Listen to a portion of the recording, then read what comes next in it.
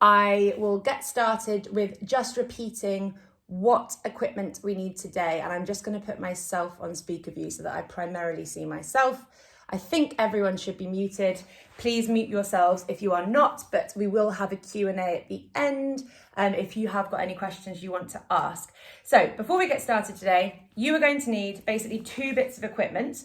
You're going to need a yoga strap or something similar. This can be a leather belt, it can be a dressing gown cord, it can be a resistance band, but only if it really does offer you quite a lot of resistance. So some resistance bands are actually a bit pathetic.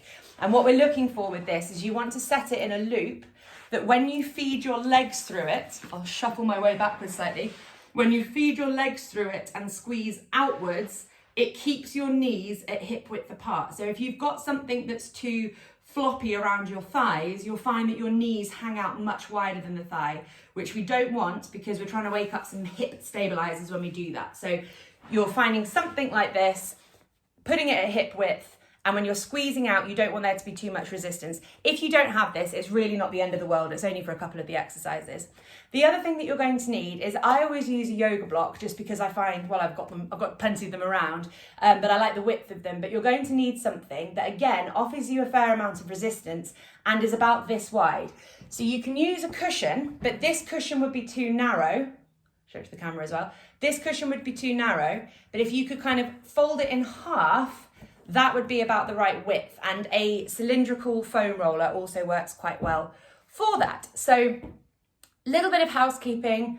Please listen to your body. Don't push through pain. This is a group class, so it's impossible to cater a group class to every single person that's in it. You've all got different things going on.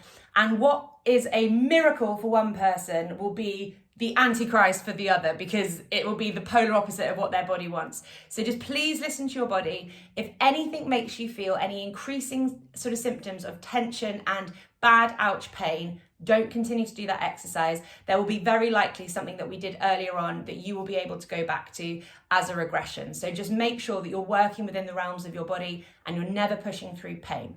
So we're actually going to spend most of today's session laying prone on the floor, and I've entitled this class Tummy Time because that's the mature person that I am. But we're going to be exploring a lot of prone movements, and I'm going to explain to you why spending time lying on your tummy on the floor is so important for a sort of society that spends so much time sat in a chair.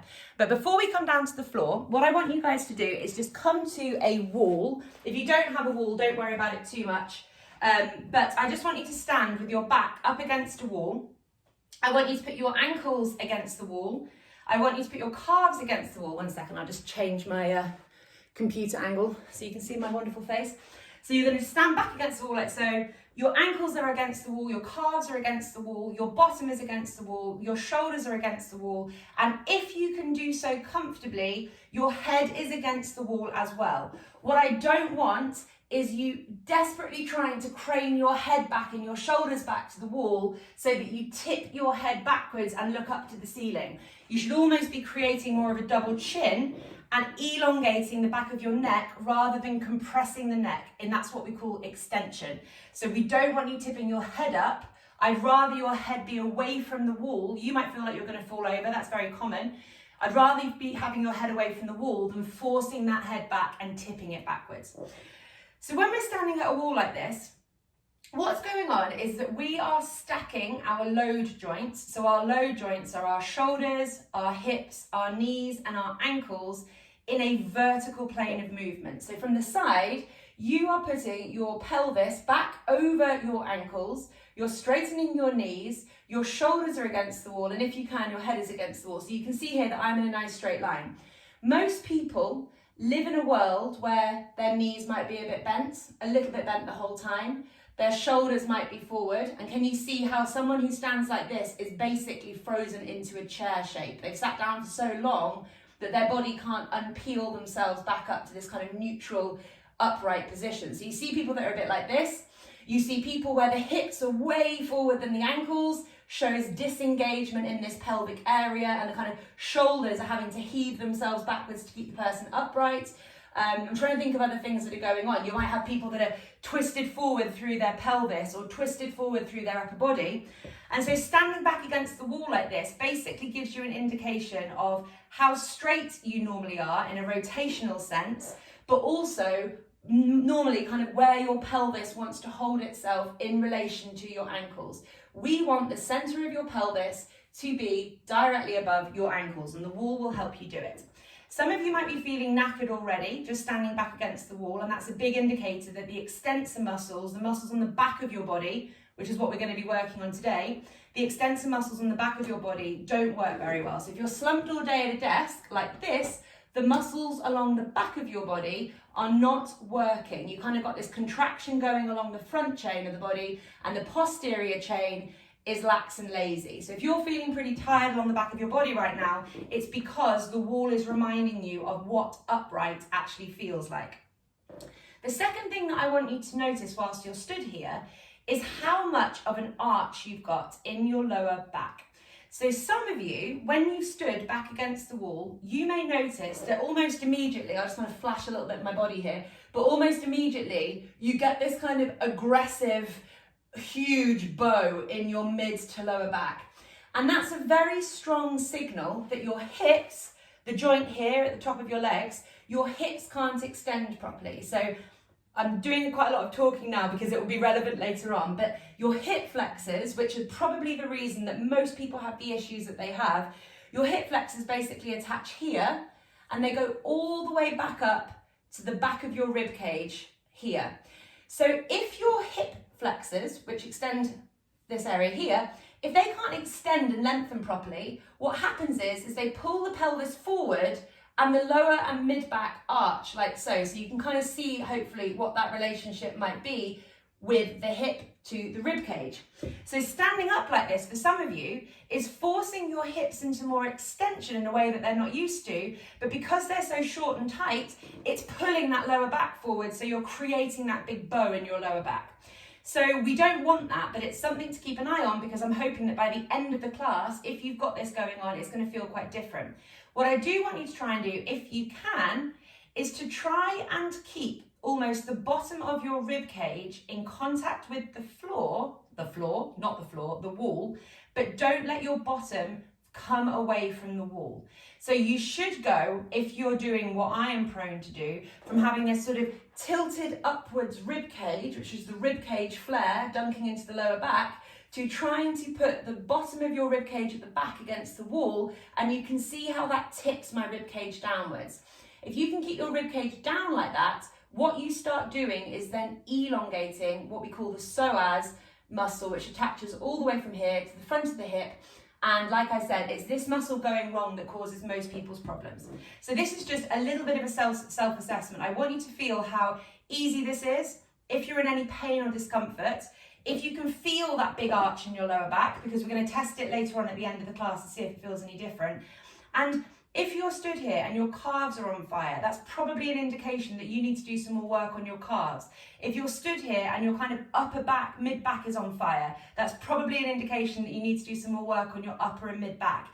Your body will be giving you all these signs, and I'm trying to help you interpret it as best I can when there's loads of you and we're in a group class. But listen to what your body's telling you, because there's always these little signs that are to be picked up on. And if something's burning when you're in this position, that's probably something that you need to work on a bit more. So come away from the wall for me, and I'm just going to do one more explanation of something before we get cracking with the class proper. And that is because I think that it's easier to describe this from a lying down position than it is from a prone position. So if you can just come and lie on your back like so. What I want you to do for me, and actually I'm just going to expose my body again, sorry.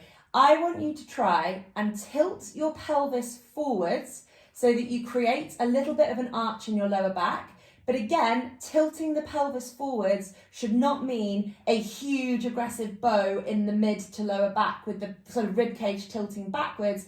The rib cage stays still on the floor, and I want you to tilt your pelvis forwards and then roll your pelvis under. You're not lifting your bottom off the floor when you roll your pelvis under, you're just flattening your lower back basically. And when you look down at your knees and your feet, you want your feet and knees to be in a straight line out of your hips. So excuse this angle, but as you move through the pelvic tilts, or my cat is here, as you move through the pelvic tilts, I don't want your knees hanging out wide or narrow or sort of wobbling around too much. Your knees and your feet stay still. The movement is being driven from your pelvis and the rib cage stays on the floor. So don't move further than you can comfortably, and also don't move further than you can without flaring that rib cage up. So the reason I'm walking you through this is just because I'm going to use a technical term later on in the class, and I want you to understand what I'm saying when I say this technical term.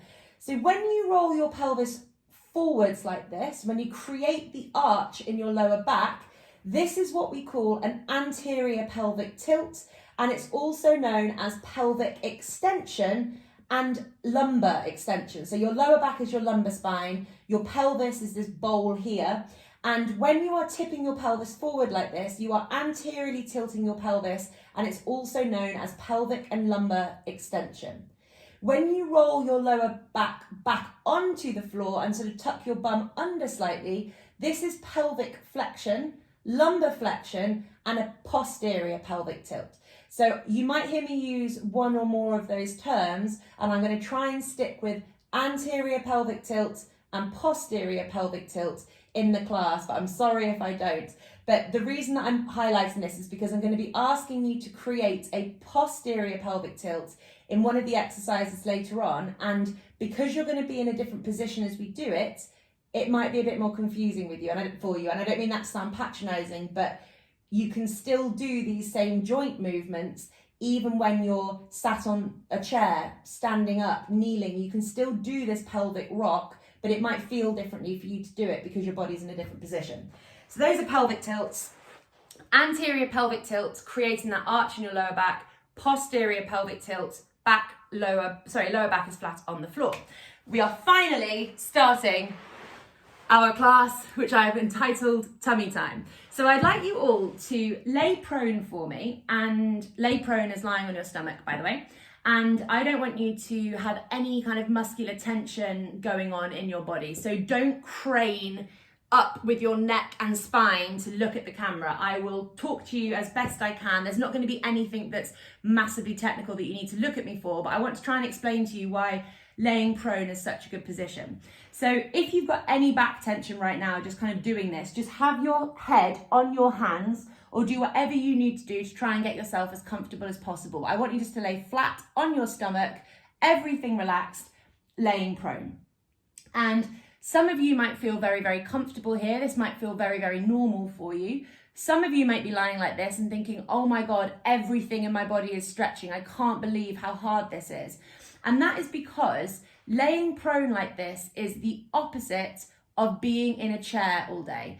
Laying prone is a position of extension, and being in a chair is a position of flexion. So when you're talking about a kind of whole body sense, flexion is this kind of coming forwards and folding up of your body, and extension is the lengthening out and stretching of your body. So there's nothing wrong with flexion, but there is something wrong with spending 8 hours a day in a chair from the moment, well, when you turn age 4, you know, when you start going to school and you start driving around in cars and you're spending increasing amounts of time in a chair, your body's going to get locked up in that position if you don't spend a similar amount of time in the opposite position, which is what we're doing when we're prone. So this is prone. Try and spend as much time prone as possible if you are somebody who works in a chair a lot. Cool. So this is our prone position. And what we're going to do actually a lot of today is hip mobility work. And it's going to start off very, very gentle. We've got some more terms I want you guys to try and pick up. So I would like you